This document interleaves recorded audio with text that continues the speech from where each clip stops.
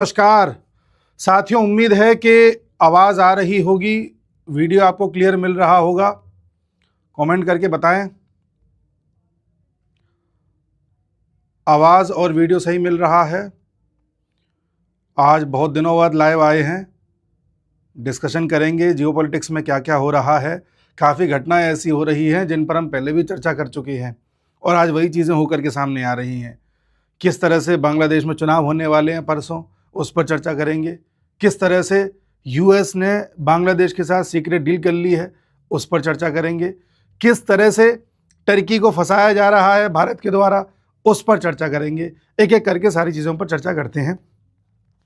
जो खबर आज दिन भर चर्चा में रही वो ये कि यूएसए ने बांग्लादेश के साथ एक सीक्रेट डील कर ली है और विशेषज्ञ बता रहे हैं कि इसके तहत बांग्लादेश पर अब जीरो टैरिफ हो गया है। इंडिया पर टैरिफ 18% है, बांग्लादेश पर जीरो हो गया है। ये खबर गलत है। खबर सही ये है कि यूएस ने बांग्लादेश के साथ एक डील तो करी है, खबर तो ऐसी आ रही है अभी तक। उस डील में बांग्लादेश पे जो पहले 20% टैरिफ लगते थे, जो बांग्लादेश पे पहले 20% टैरिफ लगते थे, उन्हें घटा के 19% कर दिया है, 1% घटा दिया है। प्लस बांग्लादेश के कुछ टेक्सटाइल्स पर, जो कपड़े बांग्लादेश एक्सपोर्ट करता था, उनमें से कुछ पर टैरिफ जीरो कर दिया है। लेकिन उसमें एक शर्त है। शर्त यह है कि बांग्लादेश के उन्हीं कपड़ों पर टैरिफ जीरो किया गया है, बांग्लादेश के उन्हीं कपड़ों पर टैरिफ जीरो किया गया है जिसकी कॉटन यूएस से पहले बांग्लादेश आएगी, फिर बांग्लादेश में कॉटन से कपड़ा बना दिया जाएगा, फिर बांग्लादेश से यूएस में माल जाएगा, तभी 0% टैरिफ लगेगा, अन्यथा आपको उतना ही टैरिफ देना पड़ेगा। अब सवाल ये उठता है, तो यूएस से बांग्लादेश कॉटन लेगा तो अभी कहां से ले रहा था? अभी तक बांग्लादेश कॉटन सबसे ज्यादा ले रहा था इंडिया से, ब्राजील से और ये वेस्टर्न कंट्रीज से, जो वेस्टर्न अफ्रीकन कंट्रीज है वहां से। पहले इंडिया नंबर 1 पे था बांग्लादेश को कॉटन देने के मामले में। इस वक्त ब्राजील नंबर 1 चल रहा है। ब्राजील और भारत दोनों ही लगभग 25% कॉटन देते हैं बांग्लादेश को। यानी कि बांग्लादेश बाहर से अगर टोटल 100 किलो कॉटन मंगा रहा है तो उसमें 25-25 ब्राजील और भारत से ही मंगा लेता है। तो अभी तक मामला ये चल रहा था। बाकी जितनी भी चीजें चाहिए होती हैं बांग्लादेश को एज अ रॉ मटेरियल, वो मंगाता था चाइना से। ठीक है जी। तो अब बांग्लादेश कह रहा है कि हम यूएस से कॉटन मंगाएंगे, कपड़ा बना करके वापस यूएस को बेच देंगे। तो इसके लिए आपको बहुत सारी चीजें चाहिए होती हैं। यूएस से कॉटन मंगाने के लिए पैसा चाहिए होता है, जो बांग्लादेश कहां से लाएगा। उसके बाद वहां पर इंडस्ट्रीज चाहिए होती हैं, उसके बाद वहां बिजली चाहिए होती है जो अडानी ग्रुप दे रहा है, उसके अलावा वहां पर प्रॉपर गवर्नेंस चाहिए होती है। लेकिन जिस तरह से बांग्लादेश चल रहा है, हम सब जान रहे हैं कि बांग्लादेश धीरे धीरे पाकिस्तान बनता जा रहा है। तो ये जो बात सुनकर के कुछ लोग भयभीत हो गए हैं कि यूएस से अब कॉटन लेकर के यूएस को ही बेच देगा, तो आने वाले समय में ये उतना ज्यादा सार्थक होता दिख नहीं रहा। और 1% मान लो सार्थक हो भी जाता है, ये बांग्लादेश अगर टेक्सटाइल बना करके यूएस को बेच भी देता है, कपड़े बना के बेच देता है, कोई दिक्कत नहीं है। तो भारत को कोई असर पड़ जाएगा? नहीं पड़ जाएगा, क्योंकि भारत ने ऑलरेडी ईयू के साथ डील की हुई है, यूएस के साथ भी डील की हुई है। बेशक अगर बांग्लादेश पर 0% लगता है तो हमारा थोड़ा कपड़ा महंगा हो जाएगा, हमारा थोड़ा नहीं बिकेगा। हम तमाम और जगहों से डील कर रहे हैं, हमारे को कोई फर्क नहीं पड़ने वाला। हम अपना ट्रेड डाइवर्सिफाई कर चुके हैं, अलग अलग गुटों के साथ, अलग अलग देशों के साथ हम अपना ट्रेड कर रहे हैं, हमें कोई फर्क नहीं पड़ता। हमारी ग्रोथ रेट तब भी 8% पहुंच गई थी जब अमेरिका के 50% टैरिफ चल रहे थे, और हम अब भी अपनी ग्रोथ रेट कर लेंगे, क्योंकि ग्रोथ इस समय इस बात पर निर्भर नहीं कर रही कि अमेरिका क्या चाहता है, ग्रोथ इस बात पर निर्भर कर रही है कि भारत, चाइना, रशिया क्या चाहते हैं। तो आप अंतर समझिए। जब भी कभी इस तरह की खबरें आए कि अब देखो यूएस ने ऐसा कर दिया, यूएस ने वैसा कर दिया, कुछ नहीं होने वाला। ये भुसता दिया फड़फड़ाता है ना लास्ट में, बस ये हो रहा है यूएस के साथ। ठीक है जी। तो यूएस और ये यूरोप के हाथ से सत्ता धीरे धीरे जाने वाली है, इनसे हमें कोई डरने की आवश्यकता नहीं है। अब तो इस बात के लिए एक्साइटेड हुई है कि भारत क्या कर सकता है। तो भारत क्या कर सकता है, उस खबर पे हम आते हैं धीरे धीरे। देखिए, भारत के रक्षा मंत्री ने और ग्रीस के रक्षा मंत्री ने मिलकर के एक डील करी है, एमओयू साइन किए हैं, जिसमें भारत और ग्रीस, ये खबर कल की है वैसे तो, मैं डिस्कस करना रह गया था, जिसमें भारत और ग्रीस दोनों मिलकर के एक दूसरे के साथ डिफेंस में कोऑपरेट करेंगे। डिफेंस में किस तरह से टेक्नोलॉजी शेयर की जा सकती है, किस तरह से कोई उपकरण बनाया जा सकता है, हम ग्रीस से कुछ ले लें, ग्रीस हमसे कुछ ले ले, किस तरह से दोनों मिलकर के कुछ बना सकते हैं। इस पर आगे संभावनाओं पर विचार किया जाएगा, इस पर काम किया जाएगा। भारत जो कि आत्मनिर्भर भारत के तहत काम कर रहा है, ग्रीस जो कि 2030 का एजेंडा लेकर के चल रहा है, इससे दोनों के ही एजेंडा फुलफिल होते हैं। इसके अलावा एक और एजेंडा है जो फुलफिल होता है, उस पर आइए। देखिए सबसे बड़ा एजेंडा है, अब आप में से कई लोग कमेंट करके पूछ रहे हैं कि बांग्लादेश के साथ भारत क्या करने वाला है, तो मैं उस पर आने वाला हूं। देखिए टर्की नाम का जो ये देश आपको दिख रहा है, इस टर्की को आजकल बड़ा है मुस्लिम जगत का मसीहा बनने जैसा, या खलीफा वाला जो सीन था उसको दोबारा करने जैसा। इसलिए ये पाकिस्तान के साथ भी खड़ा हुआ है, इसलिए ये बांग्लादेश के साथ भी खड़ा हुआ है। मैंने आपको एक समय पे बताया था और बार बार फिर बता रहा हूं कि दिल्ली में जो कार ब्लास्ट हुआ था, हो ना हो आने वाले समय में उसके तार टर्की, पाकिस्तान, बांग्लादेश तीनों से जुड़े हुए पाए जाएंगे। आज बांग्लादेश में कुछ भी हो रहा है तो उसके लिए सिर्फ बांग्लादेश जिम्मेदार नहीं है, इसके लिए पाकिस्तान और टर्की जैसे देश भी इनके पीछे हैं। ठीक है, केवल बांग्लादेश अकेला नहीं, और सबसे बड़ा तो यूएसए है ही। तो टर्की को घेरने के लिए हम क्या कर रहे हैं? टर्की को घेरने के लिए हमने एक साइप्रस नाम का छोटा सा यहाँ पर आइलैंड कंट्री है, जिसमें से नॉर्दर्न साइप्रस टर्की ने 1974 में कब्जा लिया था। हम वहां पर गए थे पिछले साल, मोदी जी गए थे, जिससे टर्की को मिर्ची लगी। इसके साथ ही बगल में देश है ग्रीस। ग्रीस में भी, ग्रीस और टर्की के रिश्ते भी ठीक नहीं है। जब 1974 में टर्की ने ये नॉर्दर्न साइप्रस पर कब्जा किया था, तो दुनिया में इसका विरोध हुआ था। विरोध करने वाला ग्रीस भी था। ग्रीस और टर्की के रिश्ते तब से ठीक नहीं है जब से, जाहिर सी बात है, पहले ऑटोमन एम्पायर में आता था ग्रीस, फिर 1920 के आसपास शायद ये अलग हो गया था, तब से ही इनके रिश्ते ठीक नहीं है। लेकिन अभी कभी क्या होता है, बीच बीच में थोड़े सॉफ्ट हो जाते हैं, फिर एकदम हार्ड हो जाते हैं, फिर सॉफ्ट हो जाते हैं, फिर हार्ड हो जाते हैं, ऐसे चल रहे हैं। अभी अर्थक्वेक आया था टर्की में, तब ग्रीस ने भी मदद करी थी टर्की की, तो मदद भी कभी कभार कर लेते हैं एक दूसरे की, लेकिन खटास है, इस खटास को हम भुना रहे हैं। Point number 1। दूसरा ये है कि हम ग्रीस के साथ क्यों इतना इंडल्ज हो रहे हैं। ग्रीस के साथ अच्छा एक चीज और बता दूं, टर्की और ग्रीस के कई बार विमान भी आमने सामने हो गए हैं, क्योंकि यहाँ पर एजियन सी पड़ता है, एजियन सागर, इस पर भी टर्की कहता है कि ये क्षेत्र मेरा है, सागर का इतना क्षेत्र मेरा है। ग्रीस कहता नहीं नहीं ये मेरा क्षेत्र है। इसको लेकर के भी कई बार दोनों की एयरफोर्स आमने सामने आ जाती है। ठीक है, साथ ही मेडिटेरेनियन सी में अभी कुछ समय पहले यहाँ जो ईस्ट मेडिटेरेनियन सी आपको दिख रहा है, यहाँ पर गैस और ऑयल के भंडार पाए गए नीचे, जिस पर टर्की अपना क्लेम करता है, ग्रीस अपना क्लेम करता है। इसको लेकर के भी दोनों में वो रहती है, खटास रहती है। तो हम ग्रीस के साथ हाथ मिला करके, साइप्रस के साथ हाथ मिला करके टर्की को सिरदर्द दे रहे हैं, ठीक उसी प्रकार से जैसे टर्की बगल में बांग्लादेश में आकर के अलग अलग तरह से अपने प्रपंच रच रहा है। तो एक तो हम ग्रीस के पास इसलिए गए, दूसरा आपको बताया था मैंने आईमैक कॉरिडोर बनना है। ठीक है, जो भारत से मिडिल ईस्ट में जाएगा, मिडिल ईस्ट से इजराइल जाएगा, इजराइल से फिर ग्रीस या यूरोप के किसी भी आप देश में जा सकते हैं, वहां तक का एक कॉरिडोर बनना था। इसलिए भी भारत यूएई, सऊदी, इजराइल और ग्रीस जैसे देशों के साथ संबंध, मतलब इनको तवज्जो देते हुए चल रहा है, क्योंकि ये कॉरिडोर बनेगा, जाहिर सी बात है भारत से शुरू होगा, तो भारत सुनिश्चित करेगा कि इन सभी देशों के साथ हमारे संबंध अच्छे रहे। इसके साथ ही भारत ये भी प्रयास करेगा कि एक अल्टरनेट रूट भी तैयार हो जाए, यहां से सोमालीलैंड से इजिप्ट होते हुए सीधे निकल जाओ। इस पर बाद में काम होगा, भी नहीं होगा, अब ये चर्चा में नहीं आया है। जब चर्चा में आएगा तब मैं आपको बताऊंगा कि देखो एक दिन मैं आपसे कह रहा था दूसरा रूट तैयार होगा, तो वो हो जाएगा। इसलिए भी हम ग्रीस पर ध्यान दे रहे हैं। अब आप समझ गए। अब आप कहोगे ठीक है, आप टर्की की बात कर रहे हो, बांग्लादेश की तो कर नहीं रहे। भाई टर्की, बांग्लादेश, पाकिस्तान जुड़ी हुई कड़ी है, तीनों का इलाज, अब तीनों का इलाज समय समय पे होगा। पाकिस्तान में क्या हो रहा है बताने की जरूरत नहीं है। टर्की के साथ हम क्या कर रहे हैं मैंने आपको बता दिया। बांग्लादेश में परसों चुनाव है, अब चुनाव में क्या स्थिति आएगी वो एक बार देख लेते हैं। बांग्लादेश में इस समय अलग अलग पार्टीज हैं जो भारत जैसी योजनाएं ला करके वोट बैंक को खुश करने का प्रयास कर रही हैं। जैसे हमारे यहाँ लाड़की बहन योजना, जैसे महिलाओं को हर महीने पैसे देंगे, आयुष्मान भारत जैसी स्कीमें चल रही हैं, ऐसी वहां पर स्कीमों का लालच दिया जा रहा है। बहरहाल मैं तो इसके खिलाफ हूं कि आप पैसे दे करके चुनाव में जाते हैं, मतलब कहते हैं ना कि हम जीत गए तो इतना पैसा हर महीने देंगे, ये स्कीम गलत है। फ्री बीज देना गलत चीज़ है। ये स्टार्ट किया था हमारे देश में अरविंद केजरीवाल ने, फिर उसके बाद एक ऐसा कल्चर हो गया कि हर स्टेट इसको अपना रहा है। बीजेपी लगभग हर स्टेट में इसी तरह की स्कीम लेकर के आगे जा रही है, जो कि गलत है। फिर कई बार ये भी लगता है कि अगर इस स्कीम के साथ न जाएं तो हार जाएंगे, फिर ऐसी सत्ता आ जाएगी जो और ज़्यादा घपला घोटाला इतना कर देगी कि इससे अच्छा फिर स्कीम ही दे दो। तो हमारी डेमोक्रेसी भी मैच्योर नहीं है।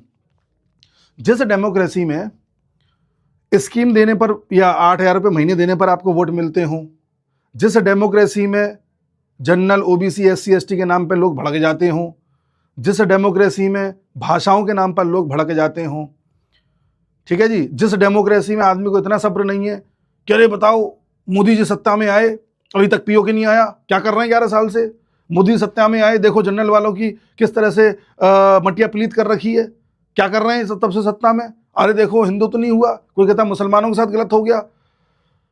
आदमी इतना जल्दी में है, यहाँ का इम्पेशेंट है कि पता नहीं कैसे सत्ताएं संभाल लेते हैं ये सत्ताधारी लोग। मुझ जैसा आदमी तो नहीं झेल पाएगा।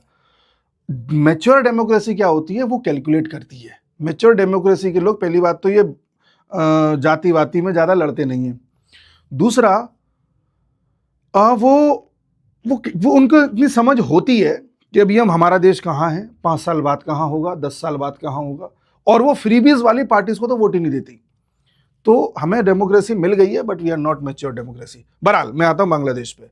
तो बांग्लादेश में इस समय कई पार्टीज मैदान में हैं, जिनमें से BNP और जमात-ए-इस्लामी मुख्य पार्टीज हैं। जमात-ए-इस्लामी एक बड़ा अम्ब्रेला है जिसके अंतर्गत 11 और पार्टीज आती हैं। जैसे भारत में NDA है जिसमें BJP, JDU, तमाम तरह की पार्टीज आ जाती हैं, ऐसी जमात-ए-इस्लामी में 11 छोटी छोटी पार्टीज आती हैं। BNP में भी उसके अंतर्गत 10 छोटी छोटी पार्टीज और आती हैं।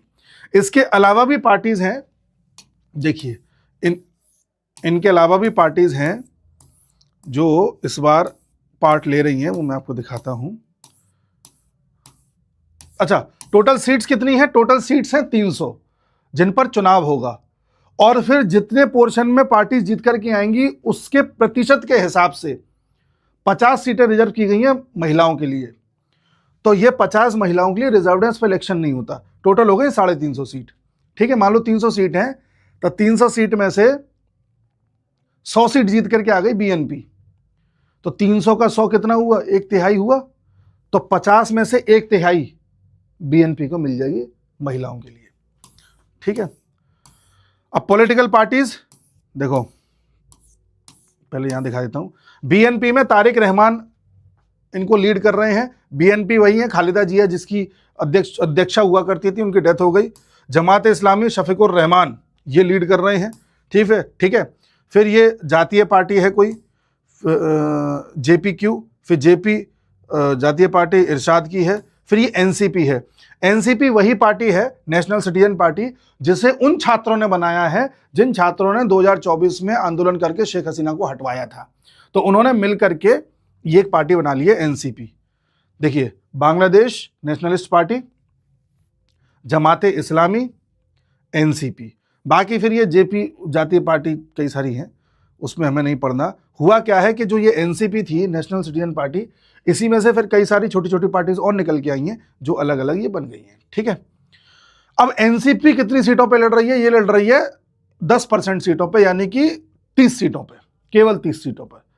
अब जिन स्टूडेंट्स ने इतना बड़ा विद्रोह करके शेख हसीना को भगा दिया, वो स्टूडेंट्स केवल 30 सीटों पे लड़ रहे हैं। मतलब सब सीटें जीत भी जाए तो कुछ नहीं कर सकते। इतनी बात आपको याद हो गई। बांग्लादेश में परसों चुनाव है, टोटल 300 सीट है, 50 सीटें और भी हैं जो महिलाओं के लिए रिजर्व है, उन पर चुनाव नहीं होगा। उसके अलावा आप समझ रहे हैं कि BNP एक पार्टी है, जमात-ए-इस्लामी एक पार्टी है, जो बड़ी अम्ब्रेला पार्टी, इनके अंतर्गत और छोटी छोटी पार्टीज आती हैं। इसके बाद आप ये जान रहे हैं कि जो NCP है, स्टूडेंट्स ने पार्टी बनाई है, ये केवल 10% सीटों पर लड़ रही है, ठीक है। अब सवाल उठता है, बांग्लादेश में वोटर्स कितने हैं जो वोट डालने जाएंगे? 12 करोड़ हैं। बांग्लादेश की टोटल पॉपुलेशन कितनी है? 17 करोड़ है। 17 करोड़ में से 12 करोड़ वोटर हैं जो वोट डालने जाएंगे, जिनमें से हिंदू वोटर्स तो मान लो अब 2-3% ही होंगे। इसके अलावा गिरा, ठीक है, 12 करोड़ वोटर हैं और इसकी जो पॉपुलेशन है वो 17 करोड़ है। एक मिनट, मुझे पॉपुलेशन का कंफर्म कर लेने दो मेरे। हाँ, 17 करोड़ है, ठीक है। अब आप समझिए बात को कि ये जो सीक्रेट डील हुई है अमेरिका के साथ, ये सीक्रेट डील क्यों करनी पड़ी मोहम्मद यूनुस को? मोहम्मद यूनुस को इसलिए करनी पड़ी क्योंकि परसों जब चुनाव खत्म हो जाएगा, उसके बाद कोई ना कोई पार्टी जीत के आ जाएगी, मोहम्मद यूनुस बेकार हो जाएगा। फिर बांग्लादेश की जनता मोहम्मद यूनुस को मानने भागेगी कि तुम इतने दिन से थे, तुमने क्या किया। अब मोहम्मद यूनुस के पास ये बताने के लिए है कि मैं इतने दिन से था, देखो मैं डील करके आया हूं यूएस के साथ, देखो अब हमारा कॉटन का कपड़ा या कोई भी कपड़ा यूएस में बिना किसी टैरिफ के बिकेगा, देखो भारत पर 18% टैरिफ है, देखो चीन पर 35% टैरिफ है, देखो फलाने देश पर इतना % टैरिफ है, हमारे पास बिल्कुल टैरिफ नहीं है। ये नरेटिव बनाएगा, ये कैसे भी अपने आप को बचाए रखने के लिए वहां पर नरेटिव बनाएगा, इसलिए ये लॉलीपॉप इसे पकड़ाई गई है। ठीक है, मैंने आपको यह भी बताया था कि यूएस इसको सीक्रेट डील दे रहा है, लेकिन फिर भी यूएस क्यों चाहता है कि ये जो मोहम्मद यूनुस है ये बांग्लादेश में बना रहे, क्योंकि भविष्य में यूएस की नज़र हो सकती है सेंट मार्टिन आइलैंड में, जो कि बांग्लादेश का छोटा सा आइलैंड है, बांग्लादेश के दक्षिण में यहां पर नज़र हो सकती है। बट आप देखना आने जैसे चुनाव खत्म होते हैं, चुनाव के थोड़े दिन बाद देखना यूएस के बयान पलटे हुए नजर आएंगे। ये आप रिकॉर्ड तो हो ही रहा है वीडियो, देख लेना, यूएस के बयान पलटे हुए नजर आएंगे और उसके थोड़े दिन बाद आप देखोगे कि यूएस इस सेंट मार्टिन आइलैंड पर ज़्यादा इंटरेस्टेड नहीं रहेगा। कारण क्या है? कारण ये है कि वेस्ट बंगाल में चुनाव हो जाएंगे और चुनाव के बाद 90% चांस है कि यहाँ पर सत्ता परिवर्तन हो जाए। वेस्ट बंगाल में सत्ता परिवर्तन हो जाए, मैं ऐसा क्यों बोल रहा हूँ? क्योंकि समीकरण उस तरह के बन रहे हैं।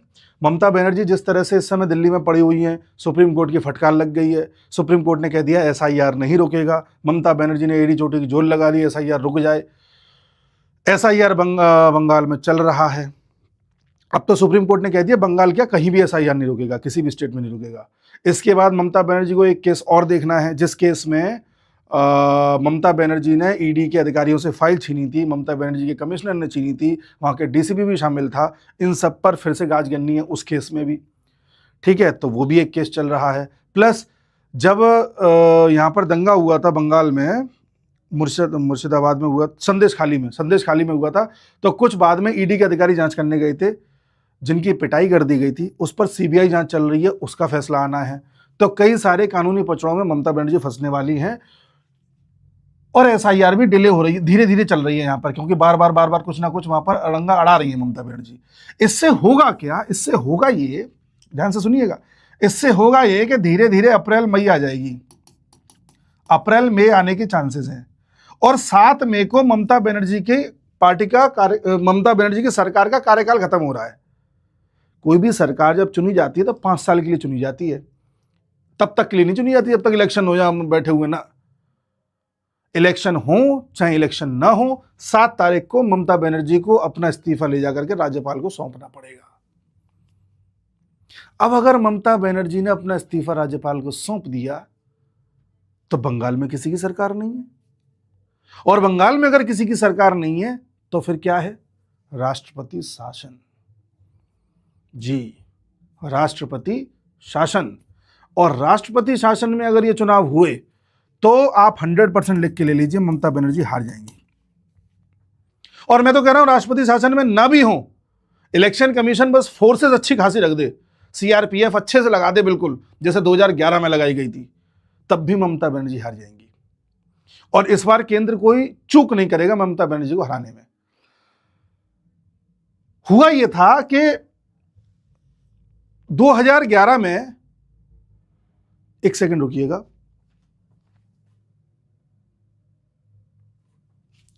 आपको लाइव वीडियो मिल रहा है ना? हाँ जी, हुआ यह था कि 2011 में जब ममता बनर्जी सत्ता में आई थी तो वो कम्युनिस्ट पार्टी को हरा के आई थी, और कम्युनिस्ट पार्टी भी बार बार इसलिए जीत पा रही थी क्योंकि वो उसके वर्कर भी ममता बनर्जी की पार्टी की तरह गुंडागिर्दी करते थे। अब ममता बनर्जी कैसे जीत पाई? क्योंकि केंद्र की मदद से, केंद्र में कांग्रेस थी, उनकी मदद से ममता बनर्जी ने वहां पर अच्छी खासी फोर्स लगवाई थी और कोशिश करी थी कि चुनाव ऐसा हो जिसमें कोई इंटरफेरेंस ना हो किसी पार्टी वर्कर का, तब जाके वो जीत पाई थी। तो इस बार भी वही होगा। और अगर यहां पर ममता बनर्जी हटती हैं तो जाहिर सी बात है बीजेपी आ जाएगी, और बीजेपी यहां आने के बाद में फिर अगला निशाना ये है। इसलिए नहीं कि बीजेपी ये वाली कुछ करेगी, इसलिए कि इनको बल मिल जाएगा। जो भी काम ये अभी करना चाह रहे हैं वो कर नहीं पा रहे हैं, हिंड्रेंस है। आज अगर हमारी सरकार कोई बांग्लादेश में ऑपरेशन चलाना चाहे हमारे बॉर्डर से, तो ये ममता बनर्जी यहाँ से हिंड्रेंस देंगी, दिक्कत देंगी। इसलिए ये क्लियरेंस जब तक नहीं मिल जाता तब तक आगे नहीं बढ़ सकते। 2026 में भारत ऑपरेशन सिंदूर पार्ट 2 डेफिनेटली चलाएगा। पाकिस्तान भी निशाने पे है, बांग्लादेश भी निशाने पे है, आप उस चीज के लिए निश्चिंत रहिए। इसलिए मैं कह रहा हूं कि कई घटनाएं जो भी जुड़ी हुई आपको दिखाई दे रही हैं, वो बस वक्त का इंतजार कर रही हैं। 12 फरवरी को एक बार बांग्लादेश का चुनाव हो जाए, फिर मई अप्रैल जब भी चुनाव होना हो तो वेस्ट बंगाल का चुनाव हो जाए, उसके बाद फिर बांग्लादेश का इलाज किया जाए। तब तक पाकिस्तान अपने आप को बर्बाद कर ही रहा है, पाकिस्तान कोई कसर नहीं छोड़ रहा।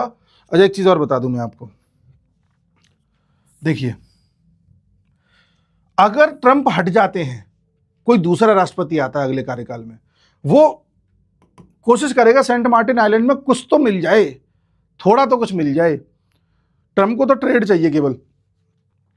सेंट मार्टिन आइलैंड को लेकर के यूएस इतना आश्वस्त क्यों है? क्योंकि पूरे बे ऑफ बंगाल पर यूएस चाहता है कि उसकी भी एक नजर रहे। बे ऑफ बंगाल में अभी भारत ही दमदारी के साथ टिका हुआ और कोई दूसरा देश नहीं है। और अगर यूएस यहां पर आ जाता है तो चाइना का जो 90% एक्सपोर्ट होता है वो मलक्का स्टेट से होता है, और यूएस का यहां आ जाने से चाइना के इस एक्सपोर्ट पर खतरा मंडराता रहेगा। इसलिए यूएस यहां आना चाहता है। अब आपको चीज एक और बताता हूं, इससे यूएस तो फिर भी बहुत दूर है। भारत अपने अंडमान निकोबार में यहां पर एक ग्रेटर निकोबार प्रोजेक्ट चला रहा है, जिसमें भारत हजारों करोड़ रुपए लगा करके अंडमान निकोबार का इतना विकास कर देगा कि यहां पर टूरिज्म और ज्यादा बढ़ जाए और हमारी तीनों फोर्सेस, आर्मी, एयरफोर्स और नेवी यहां पर अच्छे खासे बेसिस बना ले।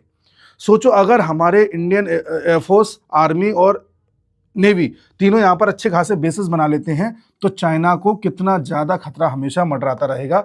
चाइना कभी भी आंख उठा के हमारी तरफ देख नहीं पाएगा, क्योंकि उसे पता है कि उसने आंख उठा के देखा तो उसका पूरा रूट हम बाधित कर देंगे। तो हम यहां पर बनाने वाले हैं। आप जानते हैं इसका विरोध किसने किया है कि यह प्रोजेक्ट नहीं बनना चाहिए? इसका विरोध किया है सोनिया गांधी ने। सोनिया गांधी का कहना है कि यहां पर अगर आप कोई भी डेवलपमेंट करोगे तो एनवायरनमेंट को नुकसान होगा और वाइल्ड लाइफ को नुकसान होगा। यहाँ पर जो ट्राइब्स रहती हैं, शोम्पेन और निकोबारी ट्राइब्स, उनको दिक्कत होगी। इस तरह से पूरा माहौल बनाया कि ये सब नहीं होना चाहिए। आप देख लीजिए। तो इसीलिए बांग्लादेश, यूएस परेशान है बांग्लादेश के सेंट मार्टिन आइलैंड को लेने के लिए। अब देखो पाकिस्तान किस तरह से बीच में आ रहा है। पाकिस्तान बांग्लादेश का बड़ा भाई बनने की कोशिश कर रहा है। पाकिस्तान बांग्लादेश को यह जताने की कोशिश कर रहा है कि देखो हम ही हैं जो तुम्हारे लिए लड़ रहे हैं, हम ही हैं जो तुम्हारे लिए खड़े हुए हैं। क्यों? पाकिस्तान ये चाहता है कि बांग्लादेश में इस बार जमात इस्लामी जीत करके आ जाए अच्छे खासे वोट से। जमात इस्लामी की एक ब्रांच भारत में भी एक्टिवेटेड है, केरल में मिल जाएगी, और कुछ स्लीपर सेल्स इनके बंगाल में मिल जाएंगे जमात इस्लामी के, और पाकिस्तान में तो जमात इस्लामी है ही है। तो जमात इस्लामी वो एक धागा है जो तीनों को जोड़ रहा है। इसलिए पाकिस्तान ज्यादा आश्वस्त है बांग्लादेश की मदद करने में इस वक्त, क्रिकेट के मामले में भी। क्योंकि अगर यहां पर पाकिस्तान ने बांग्लादेश की जनता को यह जता दिया कि देखो मैं तुम्हारा भाई, तुम्हारे पीछे खड़ा हूं और मेरी ये जमात इस्लामी, मतलब पाकिस्तान ये इनडायरेक्टली लोगों को विश्वास दिलाएगा कि जमात इस्लामी अगर आ गई तो एक तरह से पाकिस्तान ही तुम्हारा रक्षक है। ये वहां के लोगों को विश्वास दिलाएगा, जिससे जमात इस्लामी जीते। और जमात इस्लामी जीते तो पाकिस्तान को एक मौका मिल जाएगा कि भारत को यहां से भी उतना डिस्टर्ब करो, यहां से भी उतना डिस्टर्ब करो। जमात इस्लामी का जो नेचर है वो वही है। ठीक है जी। तो इसीलिए पाकिस्तान इन लोगों को ये बताने की कोशिश कर रहा है, बांग्लादेशियों को, कि हम तुम्हारे बड़े भाई हैं। और बड़े भाई के रूप में कौन सी जिम्मेदारी निभा रहा था? वर्ल्ड कप के मैच को बॉयकॉट करके, कि हम इंडिया के साथ नहीं खेलेंगे, हम बांग्लादेश के साथ खड़े हैं। बांग्लादेश के प्लेयर को हमने आईपीएल से बाहर कर दिया। बदले में बांग्लादेश ने कहा कि हम इंडिया में मैच नहीं खेलेंगे। हमने कहा ठीक है, हम तुम्हें हटा रहे हैं। आईसीसी ने उनको बांग्लादेश की टीम ने पूरी तरह से वर्ल्ड कप भी बॉयकॉट कर दिया। कर दो। अब उसके चक्कर में पाकिस्तान उनको बता रहा है कि देखो हम भी तुम्हारे साथ खड़े हैं, हम नहीं खेलेंगे इंडिया के साथ मैच। अब पाकिस्तान को पता चला कि अच्छा, पाकिस्तान के पीएम शहबाज शरीफ ने ये ट्वीट किया था कि हम नहीं खेलेंगे इंडिया से मैच।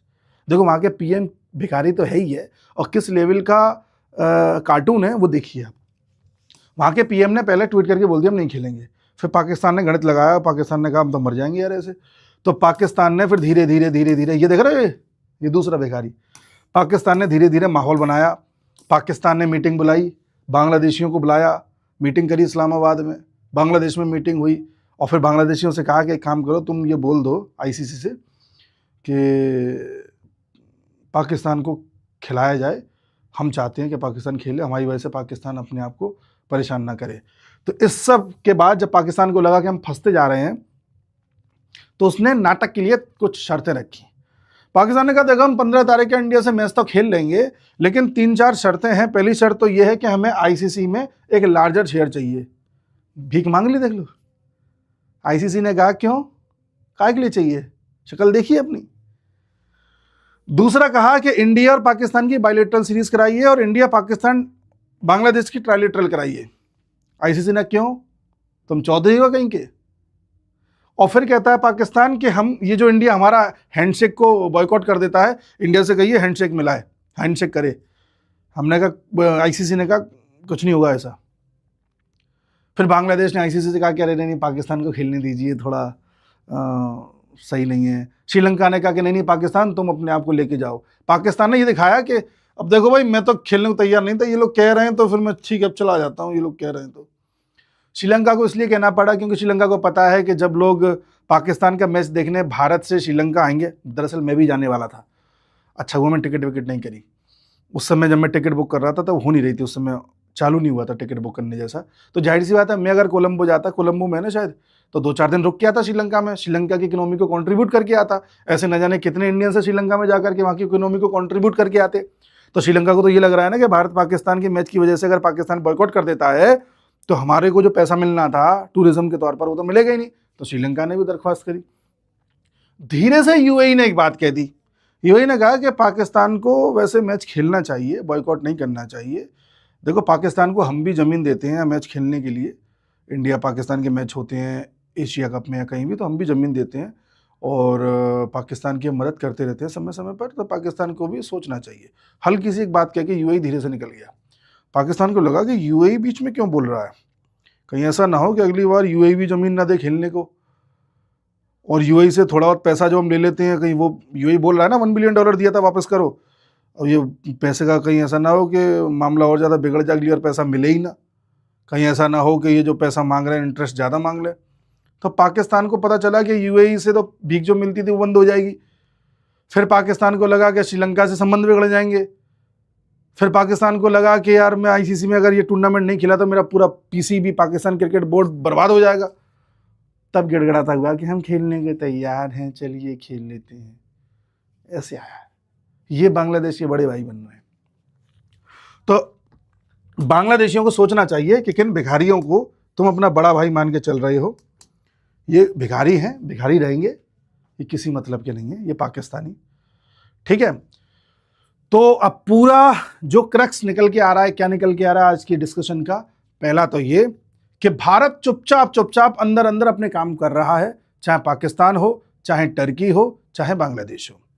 दूसरा, परसों बांग्लादेश में चुनाव है जिसमें पाकिस्तान चाहता है जमात इस्लामी जीत जाए और भारत तो चाहता है कि हर कोई ना जीते, बट देखा जाएगा। उसके बाद बंगाल में भारत की जो केंद्र सरकार है वो चाहती है कि उनकी पार्टी सत्ता में आए, तो उसके बाद वो ऑपरेशन चलाएं, वो वक्त बताएगा। और यूएस जो इस समय डील करके बैठ गया बांग्लादेश के साथ, वो बहुत क्षणिक है, वो बहुत जल्द आपको बदलती हुई दिखाई देगी। चुनाव हो जाने दीजिए, नया नेता चुन जाने दीजिए। आने वाले समय में इसी साल आपको बांग्लादेश, पाकिस्तान और टर्की तीनों के समीकरण बदलते नजर आएंगे। बहुत कुछ होने वाला जियोपॉलिटिक्स में। अब मैं आपके कमेंट्स ले लेता हूं। अब हम कोशिश करेंगे डेली लाइव आए करें। प्रोटेस्ट हो रहा है, किस पर प्रोटेस्ट हो रहा है? वो फार्मर प्रोटेस्ट की बात कर रहे हैं, तो वो तो हर दूसरे साल होता ही है, कुछ ना कुछ बहाना चाहिए। हाँ, एक चीज याद आया फार्मर प्रोटेस्ट से, बांग्लादेश में इस समय यूएसए से आया हुआ मक्का उतर रहा है। बांग्लादेश में इस समय यूएसए से आया गेहूं उतर रहा है, यूएसए से आया राइस चावल उतर रहा है। यानी बांग्लादेश का छोटा किसान इतना बर्बाद हो चुका है कि वो अब कुछ उगा नहीं पा रहा। और ये जो मोहम्मद यूनुस बैठा है यूएसए से खरीदता जा रहा है। शेख हसीना जब तक सत्ता में थी तब तक यूएस का कोई भी अनाज आने नहीं दिया था, क्योंकि उन्हें पता था मेरे लोकल फार्मर्स को नुकसान होगा। लेकिन जिन लोगों को बर्बादी सूझी हुई है तो बर्बाद हो जाओ। जिस तरह से भारत ने जो डील करी है, ट्रेड डील पाकिस्तान नहीं, अमेरिका के साथ, तो भारत ने अपने किसानों को किसी तरह से कोई प्रभावित नहीं होने दिया। जो हमारा एक आम किसान उगाता है वो सारी चीजें वैसे ही उगाएगा जिसमें डील का कोई असर नहीं है। तो जो लोग जिस तरह से कर रहे हैं करने दीजिए, बवाल कर रहे हैं जो भी कर रहे हैं। जिंदगी अफेयर्स इनसाइट्स जो हमारा चैनल है उस पर मैं आज अभी लाइव आने वाला हूँ थोड़ी देर बाद। उस पर आज हम जिंदगी की बातें करेंगे, उस पर बातें करेंगे आज राजपाल यादव जी की, और उनसे सीखेंगे जीवन में हमें क्या सीखना चाहिए। पीओके कब तक मिलेगा इसका देखो डेट तो कोई नहीं बता सकता, बट हाँ समीकरण बनते जा रहे हैं, मैं आपको डेली बताता रहता हूँ। इसी कार्यकाल में मिल जाएगा, मोदी जी के इसी कार्यकाल में, क्योंकि जब तक ट्रंप है तब तक ले लो, उसके बाद जो आएगा उसके बाद देखा जाएगा। पॉलिटिकल अफेयर्स इनसाइट्स पर भी लाइव आएंगे, तीनों पर लाइव। चलो मैं देखता हूँ। आपको नहीं लगता कि इंडिया को एक न्यू अच्छी नेशनलिटी पर, हाँ भारत को एक अच्छी अपोजिशन की जरूरत है जो हमारे पास नहीं है। आपको एक बात बताता हूं, कार में ब्रेक क्यों होता है? कभी आपसे कोई पूछे कार में या कोई भी वाहन में ब्रेक क्यों होता है? ब्रेक आप कहोगे कि एकदम से गाड़ी रोकने के लिए, एक्सीडेंट ना हो जाए इसलिए। नहीं, कार में या किसी भी वाहन में ब्रेक इसलिए होता है जिससे कि आप अपने वाहन को ज्यादा से ज्यादा स्पीड में चला पाएं। थोड़ा सोचिएगा इस बारे में। अगर ब्रेक ना हो तो कभी आप वाहन को 10-12 की स्पीड से ज्यादा बढ़ाएंगे ही नहीं। आप अपने वाहन को 80 पे भी चलाते हैं, क्यों? क्योंकि आपको पता है ब्रेक लगा लूंगा धीमे हो जाऊंगा। इसी तरह से हमारे केंद्र में भी एक सरकार होती है जो चल रही होती है, उसके साथ साथ एक अच्छी अपोजिशन होना जरूरी है जो ब्रेक की तरह काम करती है, जो सरकार को उस जगह पर घेरती है जिस जगह पर सरकार गलत है। और सरकार जब ऐसे पॉइंट्स पर घिरती चली जाती है तब तेजी से विकास होता है देश का। तो इस समय विपक्ष, अच्छे विपक्ष का ना होना हमारा दुर्भाग्य है। केंद्र सरकार कुछ भी कर सकती है, हमें पता भी नहीं चलेगा। विपक्ष अच्छा होता, हर जगह लेंस लगा के देख रहा होता, तो आज हमें केंद्र की और कमियां पता चल रही होती।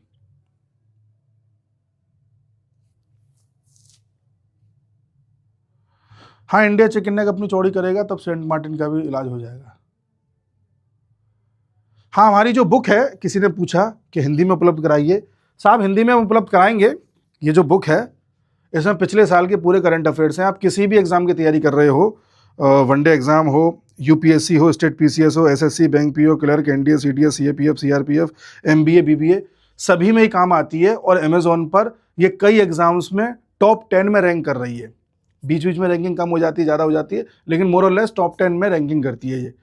ठीक है, तो आप अगर मंगाना चाहें तो मंगा सकते हैं। हिंदी में मैं अभी तैयार नहीं कर पाया हूँ, इंग्लिश में ही करने में मेरे को बहुत मेहनत लग गई थी। मुझे 2-3 लोगों को साथ लेकर के तैयार करना पड़ा था। तो आप अगर इसे अच्छे से रेस्पॉन्स देंगे, इतना रेवेन्यू जनरेट हो जाएगा अगर पब्लिकेशन को लगेगा, तो फिर हिंदी में भी तैयार करेंगे। हिंदी में नोट्स तो मैं बनाता रहता हूँ, वैसा नहीं है। बाकी इंग्लिश में भी इतना है इसमें कि हिंदी मीडियम वाले समझ जाएंगे, बहुत सिंपल इंग्लिश लिखी हुई है।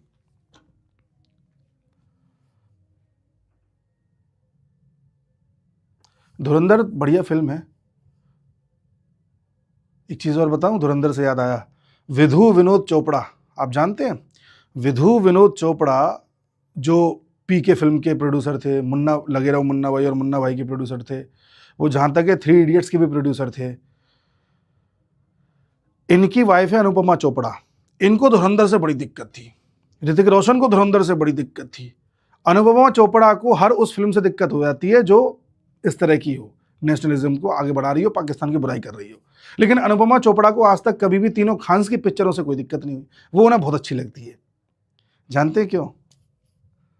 क्योंकि विधु विनोद चोपड़ा और अनुपमा चोपड़ा का जो बेटा है वो पाकिस्तान की पीएसएल टीम को खरीद के बैठा हुआ है। जैसे यहाँ आईपीएल चलता है, वहाँ पीएसएल चलती है। पीएसएल लीग की एक टीम का मालिक है। ये चल रहा है आपके बॉलीवुड में और आपको आइडिया तक नहीं है। फिर आप कहते हो कि ऐसा है वैसा है। आजकल आरएसएस में जा रहे हैं, आरएसएस के कार्यक्रम में जा रहे हैं बॉलीवुड वाले। क्यों जा रहे हैं? क्योंकि इन्हें पता है कि आरएसएस में 2-4 बार दिख जाएंगे तो जितने भी हिंदू लोग हैं सब हमारी फिल्म देखने आ जाएंगे। और यही एक्टर्स एक ज़माने में जेएनयू में जाते थे, वहाँ नारों में शामिल होते थे, सीए के खिलाफ प्रोटेस्ट में शामिल होते थे, पाकिस्तान पर अरे नहीं हमें अटैक नहीं करना चाहिए, वहाँ भी निर्दोष मर जाते हैं, इस तरह की बातें करते थे।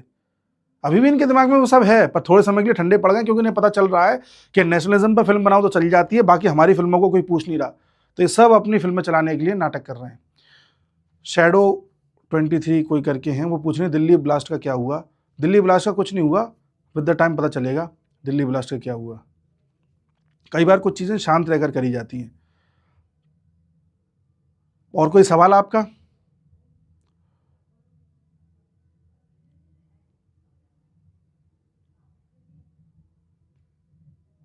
महाराष्ट्र के ऊपर किस तरह का वीडियो बनाऊं?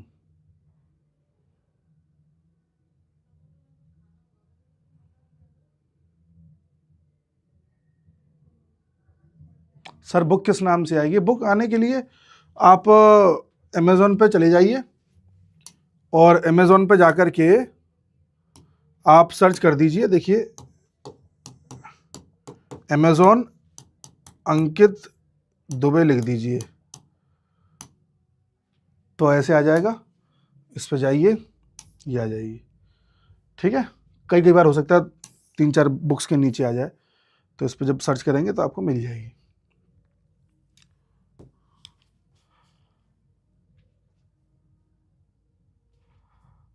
किसी ने कुछ हाँ सर बेरोजगारी पर बोलिए। क्या बोलूं बेरोजगारी पर? कैसी बेरोजगारी बताओ, कैसी बेरोजगारी बताओ ना।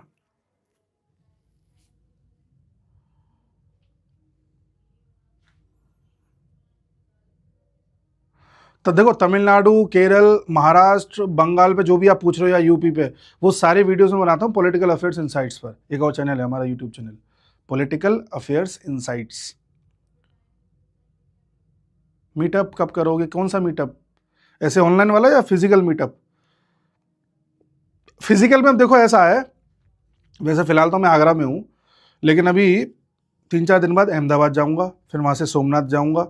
गुजरात के 3-4 शहरों में अब मैं घूमूंगा, मैं धीरे धीरे दर्शन किया करूँगा जगह जगह पे जा करके। तो आपको मैं बता दिया करूँगा अपने इंस्टाग्राम पे। इंस्टाग्राम है अंकित दुबे जी, @अंकित दुबे जी सर्च करोगे इंस्टाग्राम मिल जाएगा। वहाँ स्टोरी लगा दिया करूँगा कि मैं आज इस शहर में हूँ।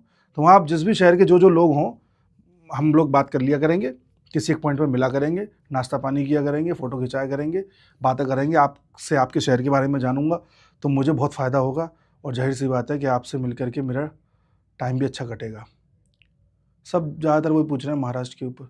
चिकन नेक, हाँ बिल्कुल लेगा। ये कोई व्यक्ति भी थे, वो पूछ रहे थे कि बेरोजगारी पर बोलिए। वो कह रहे हैं इंडिया में जॉब्स कम है। इंडिया में जॉब्स कहाँ कम है? आपका सवाल स्पेसिफिक मैं कर देता हूँ, पूछना क्या चाह रहे हो। अनुज नाम है इनका, अनुज है हाँ। ये कहना चाह रहे हैं कि इंडिया में सरकारी जॉब्स कम है। तो अनुज भाई एक बात बताइए, प्रैक्टिकली बताना अनुज भाई, इंडिया की पॉपुलेशन 140 करोड़ है, क्या आप हर आदमी को सरकारी जॉब्स दे लोगे? और क्या सरकारी जॉब्स देने से देश का विकास हो जाएगा? किसी भी देश का विकास तब होता है जब वहां पर आप जॉब लेने वाले नहीं, जॉब देने वाले बनो। प्राइवेट नौकरियां तमाम है, आप में जरा सी कोई स्किल हो, आप बताओ मुझे, मैं आपको नौकरी दिलवा दूंगा 2 मिनट में। आपके अंदर स्किल तो हो, मैं आपको टारगेट नहीं कर रहा, मैं एक नॉर्मल बात कर रहा हूं। आपने हो सकता है 10th में 90% लाए हो, 12th में 90% लाए हो, ग्रेजुएशन में 90% आए हो, लेकिन आपको आता कुछ नहीं है, तो आपको जॉब कैसे मिल जाएगी? ना प्राइवेट मिलेगी ना सरकारी मिलेगी। और सरकारी की बात कर रहे हो, सरकारी में सीट्स कम है, मैं मान रहा हूँ, जॉब्स नहीं निकल रही हैं कई टाइम से, ये भी मैं मान रहा हूँ, पर सेलेक्ट फिर भी वहां लोग हो रहे हैं। और हमें धीरे धीरे वहां जाना है कि जहां हम जॉब्स देने वाले बने। छोटा कोई रोजगार स्टार्ट करो अपना, उसके बारे में सोचो भाई। कब तक इस सोच में फंसे रहोगे कि सरकारी नौकरी चाहिए? हाँ, सरकारी स्कूल जो हमारे देश में है वो उनकी कंडीशन खराब है। आज एक मैं डेटा देख रहा था, केरल हमारे देश का पहला राज्य बना है जो नर्सरी से लेकर के ग्रेजुएशन तक की पूरी एजुकेशन आपको फ्री करा के देगा, और क्वालिटी एजुकेशन, जो कि अच्छी चीज़ है, बहुत अच्छी चीज़ है। ये देश के हर स्टेट में होना चाहिए, हमें सीखना चाहिए केरल से। चलिए अब मिलता हूँ अगले चैनल पर, जिंदगी अफेयर्स इनसाइट्स पर, उसमें मैं मिलूंगा करीब आधे घंटे बाद। ठीक है, तब तक नमस्कार।